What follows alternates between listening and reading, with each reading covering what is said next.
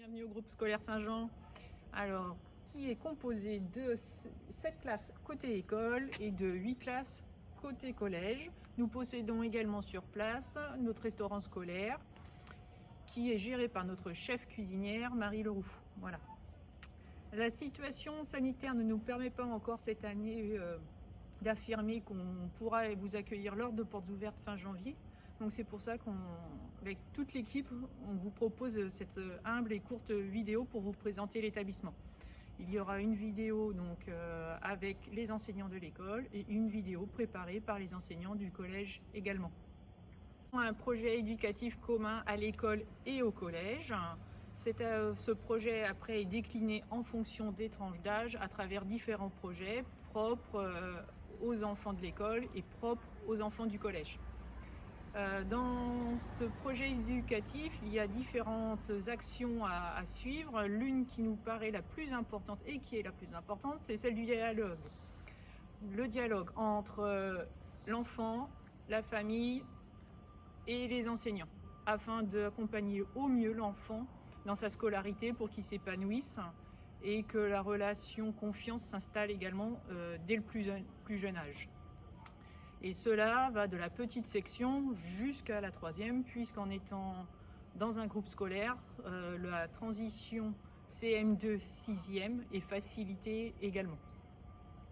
Au projet éducatif s'ajoute un projet principal, un projet pédagogique pour chaque unité. Puis à cela s'ajoute également dans chaque classe différents petits projets où les enfants sont acteurs de leurs apprentissages. Pour l'école, cette année, nous avons mis en place l'utilisation d'une méthode de mathématiques commune afin de faciliter les apprentissages. Et nous continuons l'accent également sur l'apprentissage de l'anglais, la découverte de l'anglais dès la maternelle. Nous avons pour cela 2 temps forts, 2 matinées anglophones et notre chef cuisinière y participe. Ces 2 temps forts à ces 2 temps forts, nous regroupons les enfants de la maternelle jusqu'à la 6e, classe de 6e où la classe bilingue est proposée également. Donc classe bilingue en 6e, c'est anglais plus allemand. Alors il y aura encore beaucoup à dire sur l'établissement, que ce soit côté école ou côté collège, donc n'hésitez pas à venir nous rencontrer, ça ne vous engage pas plus que cela, juste à vous donner des informations et nous serions très heureux de vous accueillir. À bientôt j'espère. Au revoir. Bonjour, je suis Fabienne Thirault, la maîtresse des petits moyens à l'école Saint-Jean. Donc petits moyens pour cette année, parce que c'est pas tous les ans comme ça. L'année dernière, ce n'était une classe que de petits. En général, on est quand même à 2 niveaux par classe, jamais plus. Mais on peut aussi avoir un niveau unique dans la classe. Donc cette année, cette classe, c'est petits moyens. Donc je remets mon masque. Je vous présente donc la classe. Vous avez différents espaces de travail et de jeu. Donc ici, avec les tables en U, vous avez l'espace des moyens, là où ils travaillent. Donc les moyens ont une place fixe, contrairement aux petits. Vous avez ensuite la cabane de la classe qui reste là tout le temps et qui varie en fonction des saisons et des événements de l'année. Donc on la redécore régulièrement. Donc là vous voyez que c'est sur le thème de l'hiver. Avec les enfants, on travaille essentiellement sur le mur au fond et on décore. Donc je vous dis essentiellement en fonction des saisons et des fêtes, mais ça peut aussi parfois être en fonction des albums travaillés ou des événements que la classe vit. Vous avez ensuite des petites tables où les petits s'installent. Alors, les petits n'ont pas de place attitrée, ils ont un groupe attitré, mais pas de place. Donc, ils s'installent avec un repère qui leur est donné chaque jour. Et là-bas, avec la nappe, vous avez l'espace essentiellement d'art et de travaux manuels, tout ce qui tourne en tout cas autour de la peinture, du découpage, du collage, etc. Donc là, vous pouvez voir qu'on a travaillé sur les couronnes de l'épiphanie avec les enfants. Voilà, donc ensuite on a des différentes productions d'enfants là qui sont accrochées puisqu'on a travaillé sur la neige et sur le pôle Nord, donc on a fait des ours blancs avec les petits et les moyens. Et puis vous avez un espace ici qui est l'espace de regroupement, donc où les enfants s'assoient et où on travaille sur les rituels le matin, les rituels de date, d'anniversaire, de jours, de mois, et on a aussi les cantines qui sont affichées. Vous avez aussi l'ours qui est là, qui est Paddington, et qui est la mascotte de la classe. Voilà, avec lequel nous apprenons à parler anglais. Pour la classe, eh bien, c'est à peu près tout, mais vous avez aussi des espaces d'étagères où vous trouvez des jeux. Alors, quand il y a des rideaux, ce sont des jeux qui sont seulement utilisés au moment des ateliers. Et quand il n'y a pas de rideaux, ce sont des jeux qui sont utilisés librement par les enfants. Vous avez aussi un espace, différentes caisses à différents endroits avec des jeux libres de voitures, de construction, de dinettes avec les poupées, la cuisine, tout ce qui permet aux enfants de travailler la sociabilité. Puisque c'est une des choses importantes en petite section, hein, c'est de travailler et de jouer au contact des autres et d'accepter l'autre. C'est un grand challenge, ça, quand on a 3 ans. Et c'est un des grands challenges de la petite section. Le plus grand challenge avec le langage.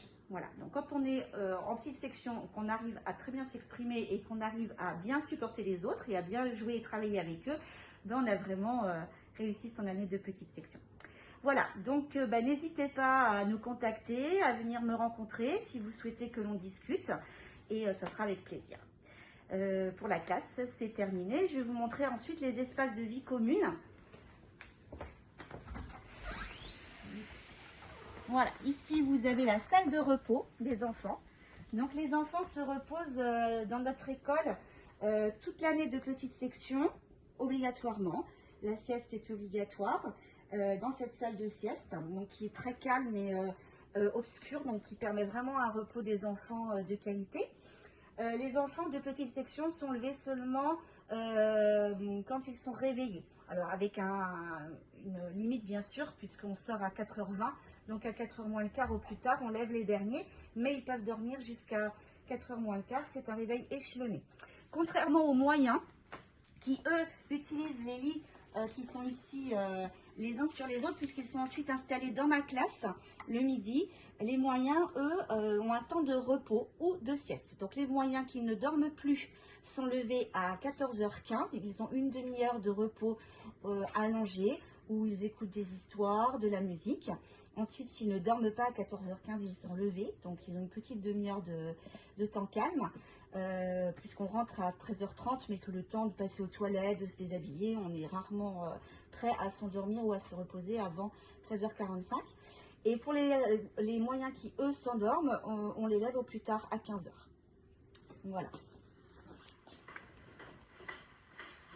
Et pour finir, presque finir, nous avons la salle de motricité.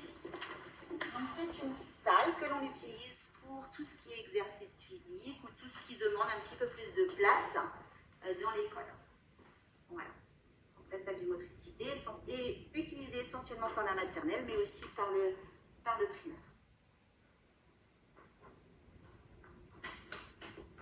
Voilà. Et là, véritablement pour finir,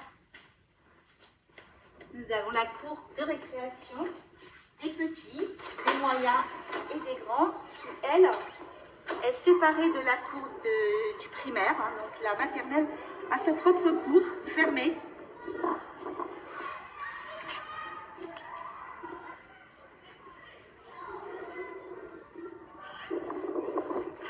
Voilà, c'est une cour agréable que les enfants apprécient. Et puis dans laquelle ils jouent en toute sécurité puisque c'est un espace clos, pas trop grand. Et surtout qui n'est pas avec les grands, donc il y a moins de bousculade et moins de complications à ce niveau. Voilà, mais écoutez, c'est tout pour le maternel. Je vais vous laisser avec ma collègue de moyenne et grande section. Au revoir. Donc, bienvenue dans la classe de moyenne section, grande section. Je suis Marion Simoneau, l'enseignante pour cette année. Donc cette année, nous sommes 12 grandes sections et 13 moyennes sections. Donc pour ce qui est de la classe, nous avons différents espaces dans la classe, avec ici plutôt l'espace artistique, activités manuelles, et notamment avec les ateliers qui se déroulent souvent avec l'ATSEM. Nous avons ensuite l'espace des ateliers, avec des ateliers autonomes pour les moyennes sections et des ateliers pour les grandes sections, qui sont des ateliers de manipulation dans les différents domaines d'apprentissage. Puis ensuite, nous avons l'espace bibliothèque où les enfants peuvent aller consulter les livres à la fois de la classe et parfois ceux de la bibliothèque de la commune. Nous avons l'espace jeux de société, jeux calmes. L'espace écriture où les enfants peuvent commencer à découvrir les lettres, les mots aussi pour les grandes sections. Ensuite, nous avons un espace avec l'ordinateur et un coin écoute pour pouvoir écouter des histoires. Puis ici, ça va être l'espace du regroupement où on se retrouve donc le matin. Et voilà, dès qu'on a des temps de regroupement avec toute la classe pour échanger, pour faire la date, pour compter, pour discuter sur les différents sujets de l'actualité. Nous avons aussi un coin avec les puzzles, donc, qui font partie des jeux calmes. Et ensuite, les enfants peuvent aussi évoluer dans l'espace jeu de construction avec la cuisine et donc tous les jeux symboliques où on peut jouer à la poupée, à la cuisine. Donc voilà, globalement, donc le matin, le fonctionnement, c'est plutôt en atelier, entre mon atelier avec moi, l'atelier avec la scène, des ateliers en autonomie. L'après-midi, j'ai donc que les grandes sections puisque les moyennes sections vont à la sieste. Et quand les moyens se lèvent et que les grands ont fini le travail avec moi, ils passent donc aux ateliers autonomes. Donc voilà, n'hésitez pas si vous avez des questions, on reste disponible et puis à bientôt. Bonjour, je suis Madame Urozog et je suis l'enseignante de grande section CP. Donc voici notre classe. Grande section, je travaille essentiellement en petits groupes lors d'apprentissages spécifiques. Le reste du temps, les enfants manipulent beaucoup à travers des ateliers autonomes. Donc chaque enfant progresse à son rythme. Pour découvrir les sons, nous travaillons avec la méthode des alphas. Donc les enfants aiment beaucoup ces personnages et ils entrent facilement dans l'écriture phonétique des mots. En CP, nous apprenons à lire avec la méthode syllabique de Taoki. Nous suivons donc l'histoire de ce petit dragon. C'est une méthode qui est motivante pour les enfants car ils peuvent très rapidement lire les syllabes, les mots et les histoires. Donc cette méthode est complétée par des œuvres de littérature de jeunesse adaptées à la progression des découvertes des sons. Ces œuvres permettent de découvrir des histoires variées et attrayantes. En mathématiques, j'utilise les méthodes Access et MHM, qui sont axées sur les manipulations. Nous suivons cette année le Vendée Globe et Samantha Davis. Donc à travers cette course, nous abordons le thème de notre projet de l'année, l'environnement. Les compétences travaillées sont en lien avec la découverte du monde, ainsi qu'avec les arts plastiques. Nous avons le projet de construire une fresque marine avec des bouchons en plastique.